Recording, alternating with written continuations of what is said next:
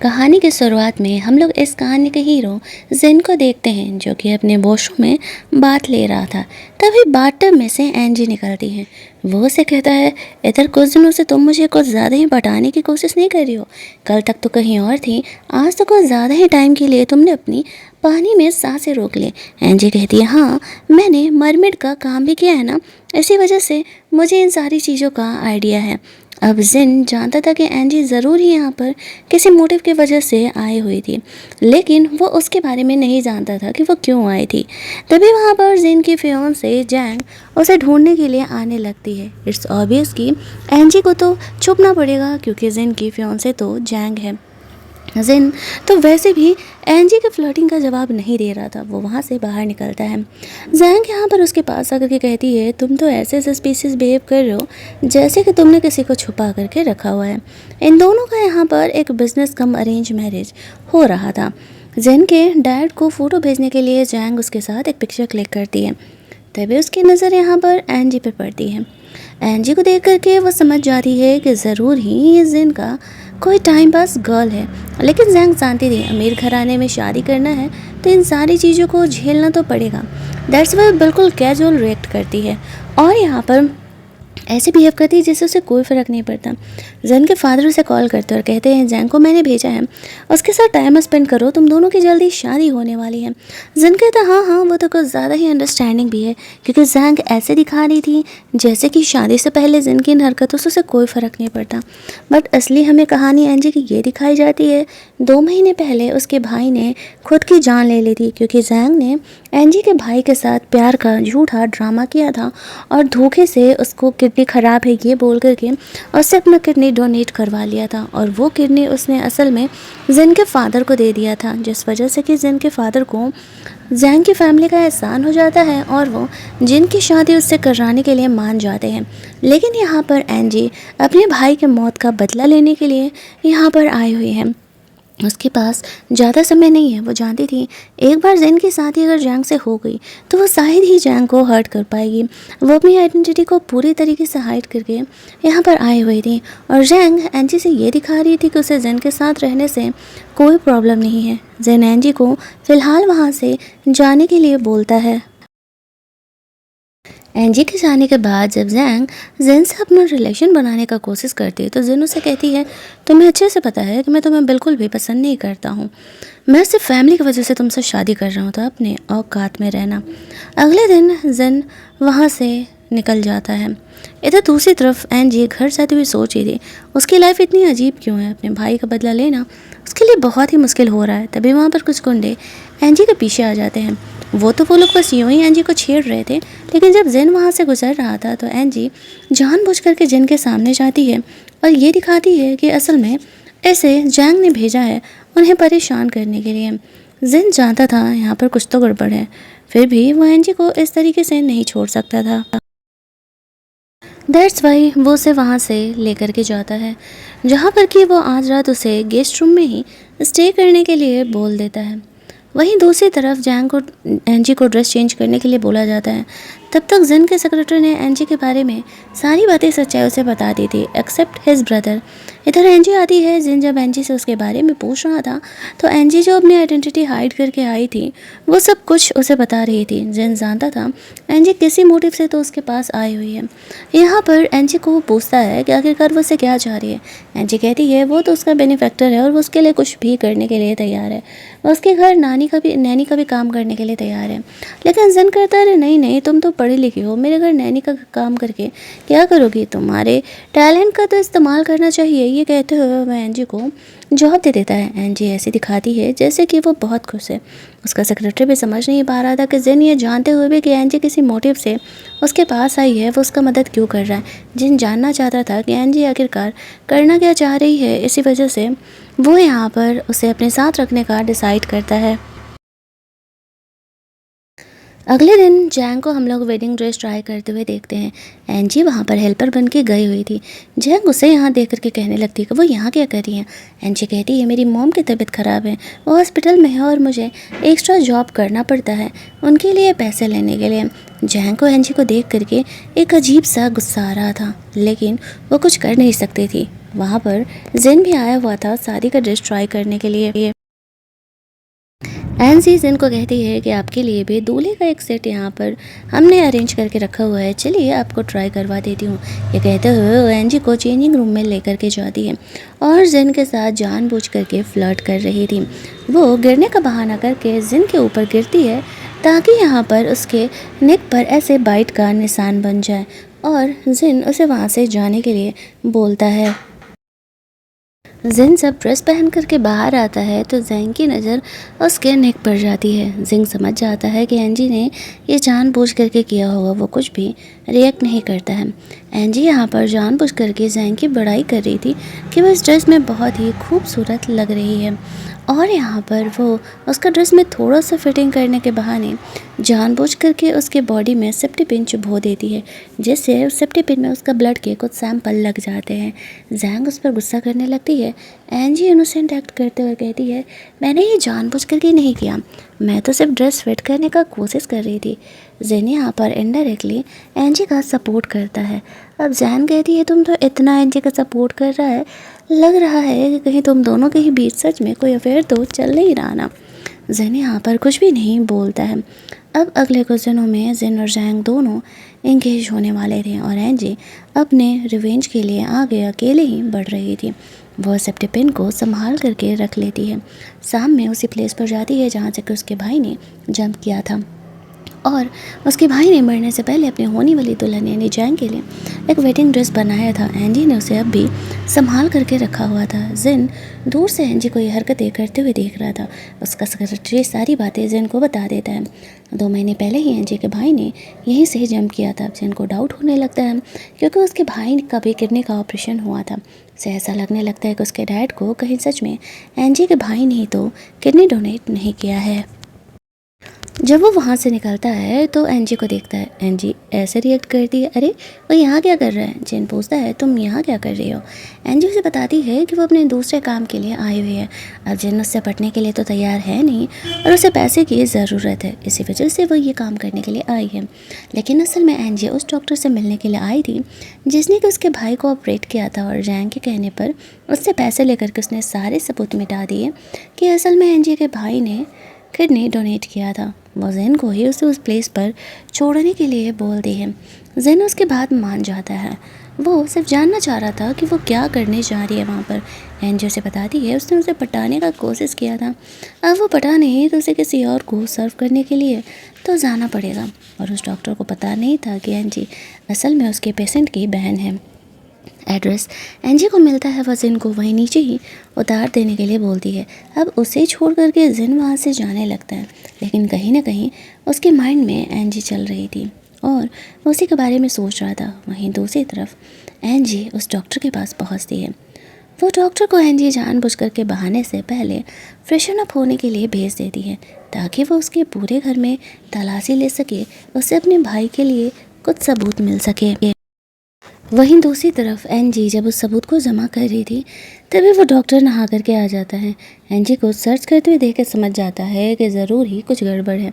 एंजी को हर्ट करने के लिए वो आगे बढ़ता है और एंजी खुद को सेव करने का कोशिश कर रही थी।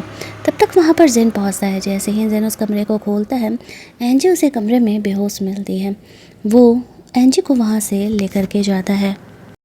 अपने कार के पास पहुंच करके बोलता है कि बस बहुत हो गया, मुझे पता है कि तुम एक्टिंग कर रही हो, आगे खोलो अपनी।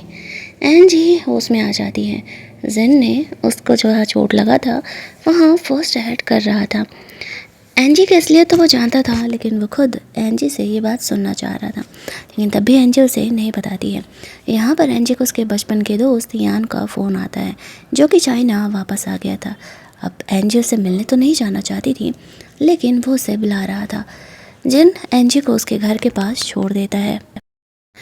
एंजी अपने घर में अंदर जा रही थी। यान यहाँ पर आता है। जिन को उसका सेक्रेटरी बताता है कि असल में ये दोनों बचपन के दोस्त हैं लेकिन लवर नहीं हैं। यान एंजी से उसके भाई के बारे में बात करना चाह रहा था। जिन एंजी को फ़ोन करता है और कहता है कि वो उसके साथ कोऑपरेट करने के बारे में सोच सकता है, लेकिन जो वो उसे कहेगा उसे कहना पड़ेगा। वह एंजी को उसके असली नाम से पुकारता है। एंजी समझ जाती है कि उसे सब कुछ पता है। वो और यान अंदर कमरे में जाते हैं, जहाँ पर कि यान उसे कह रहा था कि जो हो गया उस पास्ट को भूल जाओ। तुम जो सब कुछ कर रही हो उससे तुम्हारा भाई वापस तो नहीं आने वाला। मैं तुम्हारा मदद करना चाहता हूँ, क्यों ना हम शादी कर ले। इस बात पर एंजी उसे कुछ और ही जवाब देना चाहती थी, लेकिन जिन उसे रोकते हुए कहता है कि उसे बोलो कि मुझे तुम्हारी मदद की ज़रूरत नहीं है और शादी तो मैं तुमसे कर नहीं सकती। मुझे मेरा एक शुगर डैडी मिल गया है और मैं उसी के साथ रहने वाली हूँ। एंजी को मजबूरी में ये सब कुछ करना पड़ता है। यान समझ नहीं पा रहा था कि एंजी इस टाइप की लड़की तो है नहीं, तो फिर वो इन शुगर डैडी वाले चक्करों में क्यों ही पड़ रही है। एंजी उसे कहती है, मैंने कहा ना कि मुझे तुम्हारे साथ की ज़रूरत नहीं है। जिन उसे बुलाने लगता है। एंजी नीचे जाती है। यान उसके पीछे पीछे जाता है। जिन एंजी को कार में आकर के बैठने के लिए कहता है। यान उसे जाने से मना कर रहा था, लेकिन एंजी के पास कोई ऑप्शन नहीं था। उसे जिन को चूज़ करना ही था, वरना वो अपना बदला किसी हालत में पूरा नहीं कर पाएगी। एंजी उसे वहाँ से लेकर के जाती है। जिन उससे उसकी असलियत पूछता है। एंजी सब कुछ सच बता देती है, ये कहते हुए, मेरे भाई ने तुम्हारी फियांसे को किडनी डोनेट किया था, जो कि अभी तुम्हारे डैड के अंदर लगा हुआ है। मैं बस जैंग से बदला चाहती हूँ, इसी वजह से मैं तुम्हें प्रोवोक करने के लिए आई थी। जिन उसे कहता है, तुम्हारे पास इस बात का कोई प्रूफ नहीं है। एंजी कहती है, हाँ प्रूफ तो नहीं है, क्योंकि जैंग ने सब कुछ डिलीट करवा दिया, लेकिन मैं उस डॉक्टर के पास वही ढूंढने गई थी। और तुम कहीं ना कहीं मेरी बातों पर ट्रस्ट करते हो, तो मेरे बारे में तो पहले से जानते थे, इसी वजह से उस डॉक्टर के पास तुम मुझे बचाने के लिए आए। जिन कहता है, मेरे पास तुम्हारे साथ कोऑपरेट करने का कोई रीज़न नहीं है, बेहतर होगा कि तुम मुझे परेशान मत करना दोबारा। एंजी कहती है ना, तुम्हारा सौतेला भाई, तुम्हें क्या लगता है तुम अपने डैड की मर्ज़ी से शादी कर रहे हो, लेकिन क्या असल में तुम एक किलर के साथ कभी भी हैप्पीली एवर आफ्टर रह पाओगे? मैं तुम्हें अपने लिए राज़ी करके रहूँगी। ये कह के वो कार से उतर जाती है। जिन घर जाता है तो उसे पता चलता है कि एंजी ज़बरदस्ती उससे मिलने के लिए आई हुई है। एंजी यहाँ पर जिन के साथ फ्लर्ट करते हुए कहती है, आई नो कि तुम भी थोड़ा ना थोड़ा तो मुझ में इंटरेस्टेड हो ही, तभी तो तुम मुझे बार बार सेव करने के लिए आते हो और मेरी मदद करने के लिए आते हो। तो क्यों ना तुम यहाँ पर थोड़ा सा मेरे साथ टाइम स्पेंड करो, ताकि हम दोनों का ही इस बात से फ़ायदा हो सके। वो उसे कमरे में लेकर के जाता है, जहाँ पर कि वो असल में उसके साथ रोमांस करने वाला था। उसके फादर का कॉल आता है। वो कहते हैं, कल तुम्हारी इंगेजमेंट है। फ़ोन रखते हैं। एंजी कहती है, तब तो मुझे तुम्हें कंग्रेचुलेट विश करना पड़ेगा ना। दोनों एक दूसरे को किस करने लगते हैं। सीन यहाँ से शिफ्ट कर दिया जाता है। अगले दिन एंजी अपनी मॉम से मिलने के लिए हॉस्पिटल में जाती है। उसकी मॉम को भी किडनी की बीमारी थी, वो हॉस्पिटलाइज थी। वहाँ पर ये बात किसी को नहीं पता था, लेकिन जैंग की तरफ से भेजा गया डिटेक्टिव उस पर नज़र रखा हुआ था और यहाँ पर वो उसे सारी बातें बता रहा था। एंजी को पता था कि कोई ना कोई तो उसे फॉलो ज़रूर ही करेगा। यहाँ पर हम लोग देखते हैं कि अगले दिन उनके एंगेजमेंट का सीन था, जहाँ पर कि जिन और जैंग दोनों कपल बन करके आते हैं। एंजी को जिन ने जानबूझ करके यहाँ पर बुलाया हुआ था। वो म्यूज़िक इंस्ट्रूमेंट प्ले कर रही थी, क्योंकि एंजी को वो बहुत ही अच्छे तरीके से आता था। अब एंजी को यहाँ देख करके जैंग को बहुत ही गुस्सा आने लगता है। जिन उसे कहता है, हमारा एंगेजमेंट है और तुम दूसरे के बारे में सोच रही हो। जिन के फादर आते हैं। जैंग उनसे अच्छे से बात कर रही थी। उसके फादर बहुत ही खुश थे कि फाइनली जिन की शादी यहाँ पर हो रही है। एंजी मुझे बता रही थी और जैंग को वो बहुत ही इरिटेटिंग लग रहा था, तो वो उसे रोकने के लिए जाती है। एंजी ऐसे एक्टिंग करने लगती है कि जैंग उसे हर्ट कर रही है। वो कहती है, आई एम सॉरी अगर तुम्हें मेरा म्यूज़िक पसंद नहीं आया हो तो, लेकिन मैं जानबूझ करके ये सब कुछ नहीं करना चाह रही थी। वो सबके सामने जैंग को गलत साबित कर रही थी। यहाँ पर जैंग एंजी के सपोर्ट में आ जाता है, तो जैंग कुछ बोल नहीं पाती है। वो अपने डिटेक्टिव को कॉल करके पूछती है, यहाँ पर क्या चल रहा है और ये एंजी के बारे में तुमने सिर्फ इतना ही कुछ पता लगाया है। तभी एंजी वेटर का ड्रेस पहन करके आ जाती है। जैंग कहती है, तुम तो जॉब को ज़्यादा ही जल्दी चेंज कर रही हो। इस बात पर एंजी उसे कहती है, हाँ क्या करूँ, मेरी मॉम की तबीयत ख़राब रहती है ना, तो मुझे ट्रीटमेंट के लिए पैसे चाहिए होते हैं। अब वो जैंग को ड्रिंक ऑफ़र करती है, लेकिन जैंग वो ड्रिंक लेकर के फेंक देती है। वहाँ रखा हुआ दूसरा ड्रिंक लेकर के पी लेती है, लेकिन ये बात एंजी को अच्छे से पता था कि जैंग यही करने वाली है। दैट्स वाई वहाँ रखे हुए ड्रिंक को उसने पहले ही नशे की दवा मिला दी थी। जैसे ही जैंग उस ड्रिंक को पीती है उसे काफ़ी चक्कर आने लगता है और वह चेंजिंग रूम की तरफ जा कर के बेहोश हो जाती है। एंजी कमरे में आती है, कमरे का दरवाज़ा वो बंद कर देती है और जैंग का इयररिंग चेंज करती है क्योंकि वो उसे अपने भाई की दुल्हन बनाना चाहती थी। इसी की वजह से वो ये सब कुछ कर रही थी। जैंग वहाँ पर बेहोश थी। एंजी अभी अपने प्लान में पूरा करने ही वाली थी कि तभी वहाँ पर उसे यान का कॉल आ जाता है कि उसका कार एक्सीडेंट हुआ है। एंजी परेशान होकर वहाँ से जाने लगती है। जिन यहाँ पर आता है, एंजी को कहता है ये मिस करके तुम कहाँ जा रही हो। एंजी उसका हेल्प करने के लिए बोलती है, कहती है यान का एक्सीडेंट हो गया है। जिन उसे रोक रहा था कि ये लास्ट मौका है, लेकिन फिर भी एंजी उसे छोड़ करके यान को बचाने के लिए चली जाती है।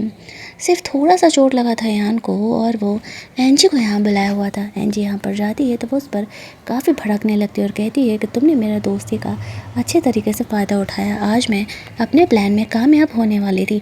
यान उसे समझाने का कोशिश करता है कि तुम्हारा भाई कभी भी नहीं चाहता कि तुम इन सारे पचड़ों में पड़ो, लेकिन एंजी उसे कहती है दोबारा मुझे कभी भी किसी काम के लिए फ़ोन मत करना। इतनी मुश्किल से मैं उस प्लेस तक पहुंची थी और तुमने मेरे लिए सब कुछ बर्बाद कर दिया। ये कह के वो वहाँ से चली जाती है। वहीं दूसरी तरफ जैंग को बहस देख करके जिन की फैमिली परेशान हो जाती है। वो लोग जैंग को हॉस्पिटल लेकर के जाते हैं।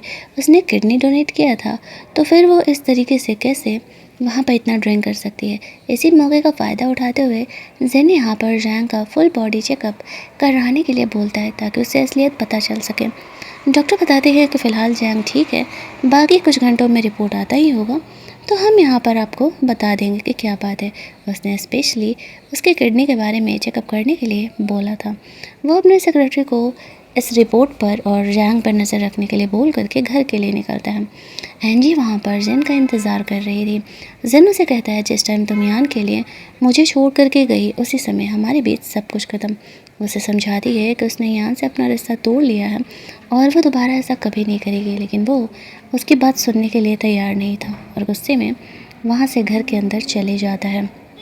एंजी वहीं पर रुकने का डिसाइड करती है जब तक कि वो उसकी बात मान नहीं जाता। अगली सुबह उसे यहाँ पर जैंग का कॉल आता है। वो उसे कहती है कि मैं हॉस्पिटल में क्या कर रही हूँ। जिन उसे झूठ बोल देता है कि असल में उसके चेकअप के लिए उसे ले करके आया हुआ था ताकि यहाँ पर वो उसका ट्रीटमेंट करा सके। उसकी तबीयत जो ख़राब हो गई थी ड्रिंक करने की वजह से, वो उसे हॉस्पिटल बुला रही थी। जब वो निकलता है तो सामने एंजी को देखता है, लेकिन एंजी को इग्नोर करके वो वहाँ से चले जाता है। एंजी को समझ नहीं आता है कि वह जिन को कैसे मनाए।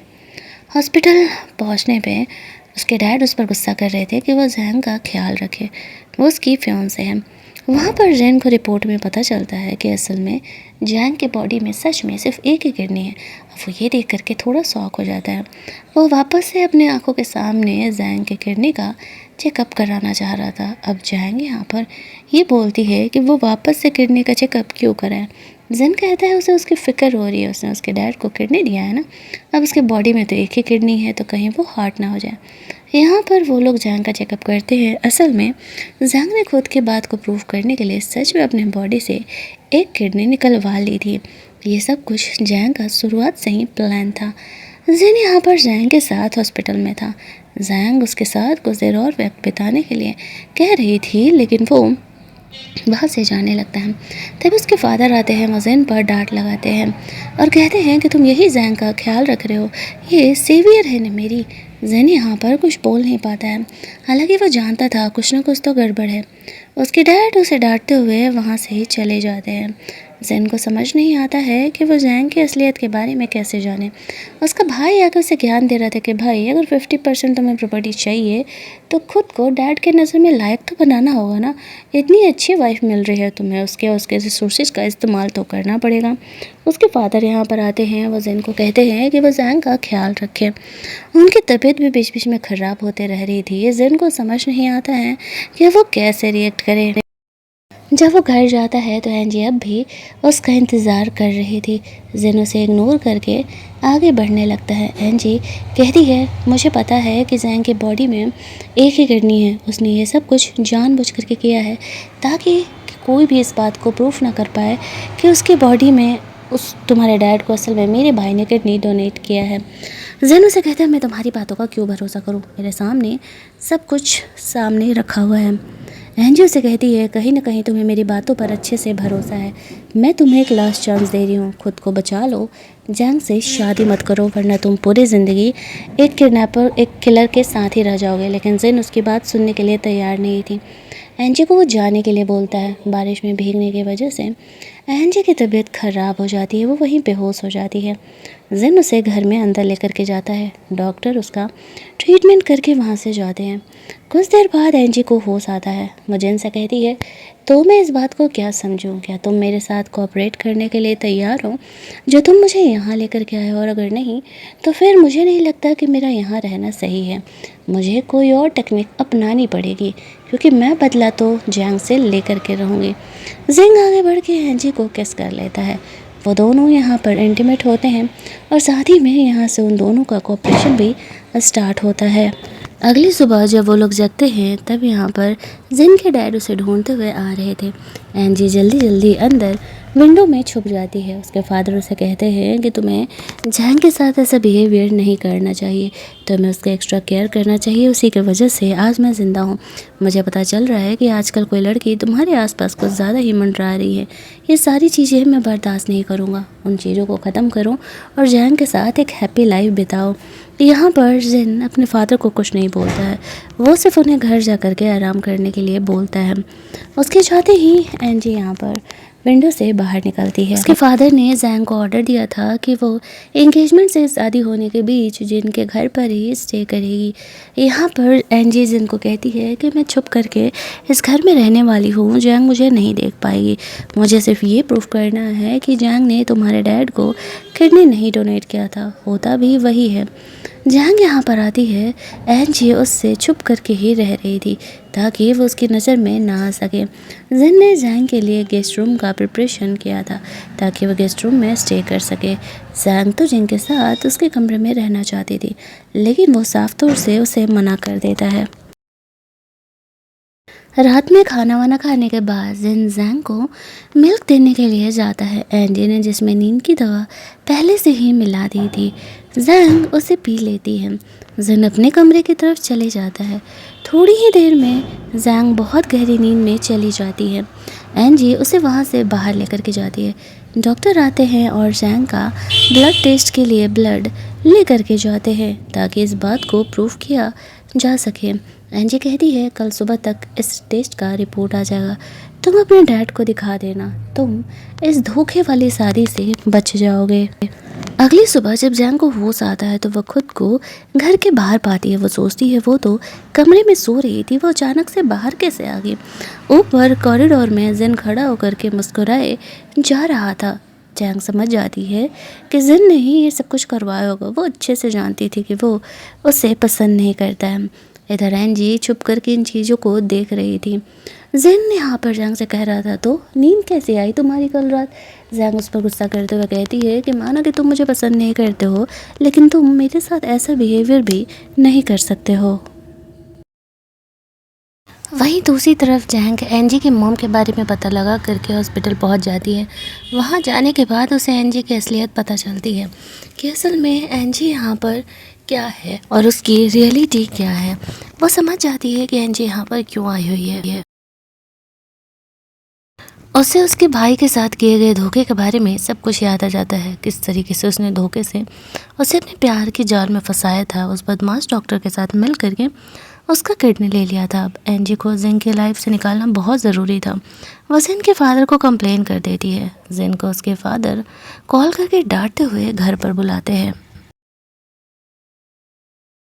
जब वो घर पहुंचता है तो उसके फादर बहुत ज़्यादा ही जिन को डांट लगा रहे थे कि वो जैंग के साथ ऐसा बिहेवियर क्यों कर रहा है। तब तक वहाँ पर सेक्रेटरी ब्लड टेस्ट का वो रिपोर्ट लेकर के आ जाता है, जिसे देखते ही साफ क्लियर हो रहा था कि असल में जैंग ने तो किडनी डोनेट नहीं किया है उसके फादर को। जिन ये बात उसके फादर को दिखाता है, उसे ब्लड टेस्ट का रिपोर्ट दिखाता है, लेकिन उसके फादर उस रिपोर्ट को फाड़ देते और कहते हैं इन बातों से फ़र्क नहीं पड़ता, बस तुम इतना समझ लो तुम्हें जैंग से ही शादी करनी है।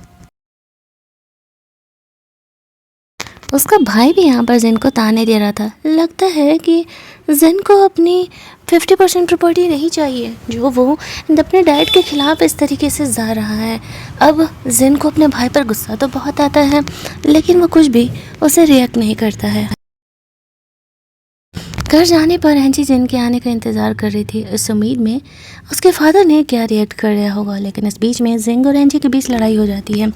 एंजी उसे कहती है, लगता है कि तुम भी बिक गए हो, तुम्हें इस बात से फ़र्क नहीं पड़ता कि तुम असल में एक किलर के साथ सो रहे हो, इसी वजह से तुमने जंग से शादी करने के लिए भी हाँ कर दिया। मुझे तो तुमसे वैसी बेसी बात की उम्मीद थी, कौन ही इतने सारे पैसे छोड़ेगा। जैन एंजी के मुंह पे पैसे फेंकते हुए कहता है, ये रहा तुम्हारे पैसे मेरे साथ सोने के लिए। वो बहुत ही ज़्यादा गुस्सा जाती है और उसकी लाइफ से निकल जाती है, लेकिन उसने अपना बदला लेने के बारे में कभी भी सोचना नहीं छोड़ा था। अगले दिन जैसे ही वो यहाँ पर मौका देख करके जैंग को चाकू मारने जाने का प्लान करती है, तभी हम लोग देखते हैं कि यान उसे आकर के रोक लेता है। वो उसे कंसोल देते हुए समझा बुझा करके घर लेकर के जाता है,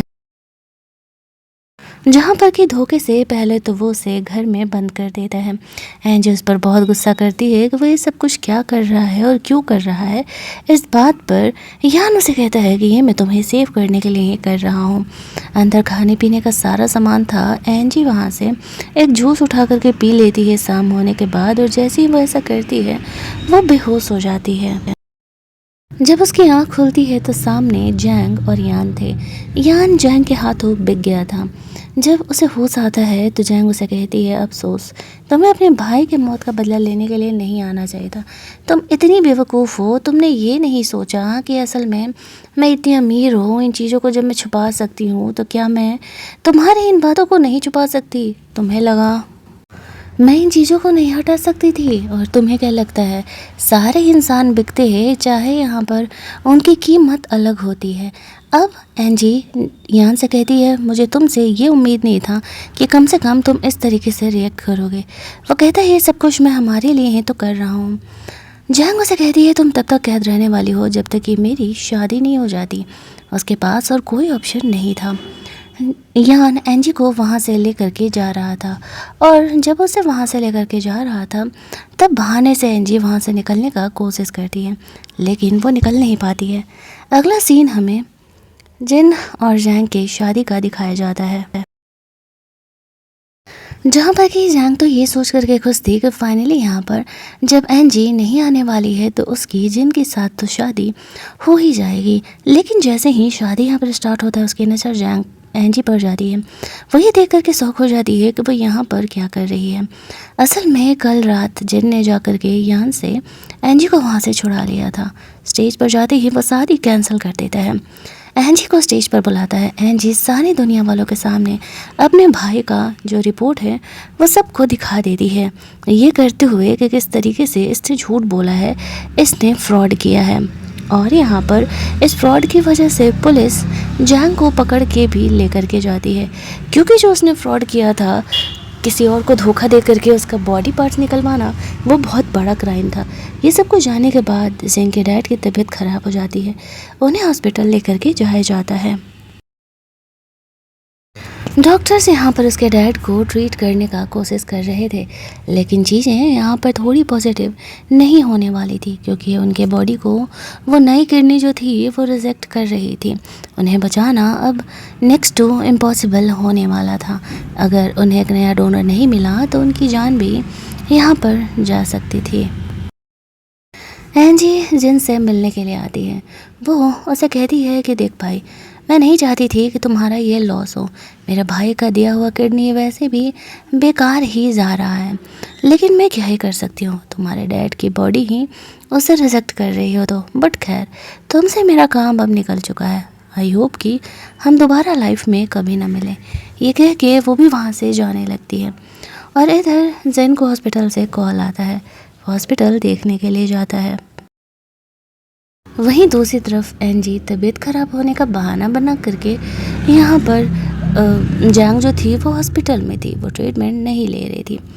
तो यहाँ पर बहाने से एंजी नर्स बन करके चली जाती है और उसे नींद का इंजेक्शन लगा देती है, क्योंकि उसे बदला तो लेना था, एनी हाउ उसे बदला तो लेना ही था।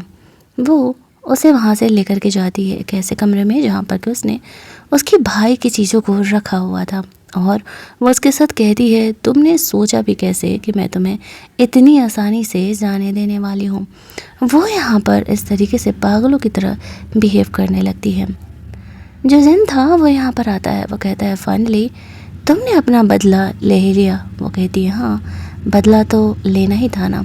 अगर मेरे विंस नहीं लेती तो फिर भला मुझे चैन कहाँ से आता यहाँ पर। चलो यहाँ पर अब तो जैंग का भी पत्ता कट चुका था। जिन हॉस्पिटल में जाता है। उसके डैड अब मर रहे थे। एंजी उसके फादर से मिलने के लिए जाती है। उसके फादर एंजी से माफ़ी मांगते हुए कहते हैं कि शायद गलती मेरी है। कहीं ना कहीं मुझे पहले ही पता था कि जैंग ने मुझे किडनी डोनेट नहीं की है, लेकिन मैं अपने फ़ायदे के लालच में इतना ज़्यादा आ गया था कि मुझे लगा कि इसी बहाने जिन की शादी उससे हो जाएगी तो मेरी कंपनी के लिए अच्छा खासा फ़ायदा हो जाएगा। बट मुझे नहीं लगा था कि मैं तुम्हारे भाई को एहसान ना मानने की इतनी बड़ी गलती कर रहा हूँ। हो सके तो मुझे माफ़ कर देना। इस बात पर वो उसे कहती है, माफ़ी मांगने का क्या ही फ़ायदा, मेरा भाई इस दुनिया में नहीं है। वो कह के वहाँ से जाने लगती है, जहाँ पर कि जिन को पता चलता है उसके फादर ने दोनों को 50-50% यहाँ पर दे दिया है और अब शायद उस दुनिया में नहीं रहने वाले हैं। एंजी चुपचाप वहाँ से उसकी लाइफ से चली जाती है। उसका बदला पूरा हो चुका था। हमें कुछ महीने बाद का सीन दिखाया जाता है जहाँ पर कि एंजी अब अपने घर में अकेले अपने भाई के याद के साथ रह रही थी। तभी वहाँ पर एक बदलने वाला आता है। वो कोई और नहीं जिन था। जिन एंजी की लाइफ में वापस आ चुका था। एंजी भी उससे अपना चुकी थी और ये दोनों के रिलेशनशिप के साथ हमारी ये कहानी यहीं पर एंड कर दी जाती है। अगर आपको ये कहानी अच्छी लगी होगी, वीडियो को लाइक और शेयर करना मत भूलना। चैनल को सब्सक्राइब कर लेना ताकि नए वीडियोज़ के नोटिफिकेशन आपसे मिस ना हो। चलिए जल्दी से मिल लेते हैं हम लोग एक और नई कहानी के हिंदी एक्सप्लेनेशन में।